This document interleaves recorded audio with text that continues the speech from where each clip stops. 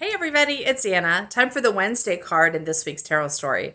Today we have the Seven of Cups. So the number seven is connected to discernment, to making wise choices. And cups are connected to the heart. So they're about connections with others, emotional fulfillment, as well as following our intuitive guidance. So I love this card because it shows, because it's about choosing, following your heart to make a choice. And this man is, it shows a man looking at these magical cups. They're floating in the air. Each one has a gift, and his job is to choose which one he wants. That means he just picks the one that makes him happiest, that makes him feel expansive, that seems sparkly or delightful to him. It's as simple as that. I say it's as simple as that. The challenge here is you have to trust yourself. That's where all the trouble comes from. Usually people tell me, oh, I don't know what my intuition is saying. Not usually true. They do know what their intuition is saying. They just don't know if they can trust it. Okay, so the problem here is when you make a choice, when you choose one of these cups, you lose the other six, right? Because you can't be on six different paths at the same time, at least not in our universe. So when you pick one, you lose the others. And the mind can see those paths that we're not choosing as we're losing. We've lost them. Like I just said, we're losing them. When really, they don't exist yet. Paths don't exist until you walk on them. So these other paths are theories, right? And if you give up a real path, because you're afraid of losing theories, you've got a confusion in your mind, right? It reminds me of yesterday's card, which was the Three of Swords reversed. And the Three of Swords is about the mind losing its path. It had a plan, it didn't go the way it wanted, and the mind's feeling grumpy and heartbroken about it, right?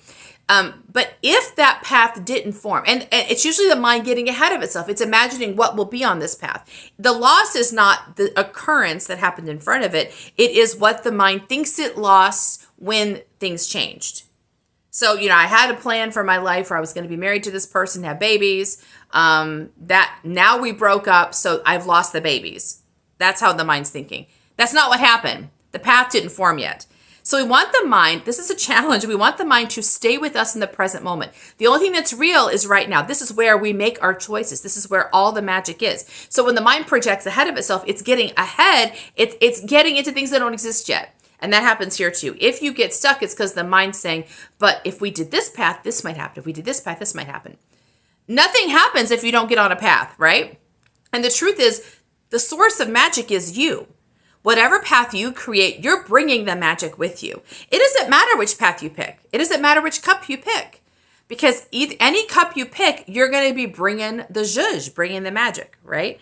So there's no way to make a mistake here. The only mistake that I can see is not picking at all, because now you're locked. You're locked in all these possibilities, but none of them are coming to fruition because they're all just possibilities. They're not paths. There's no path until you start moving on it. So what occurs to me is the Three of Swords reversed yesterday was about the mind kind of getting out of resistance, getting off of the story of something went wrong, we've lost our path, we're feeling angry, feeling grumpy about it, helping the mind say, okay, yes, this didn't go the way we thought it was going to go. That means another path is opening. Let's move and see what's in that path.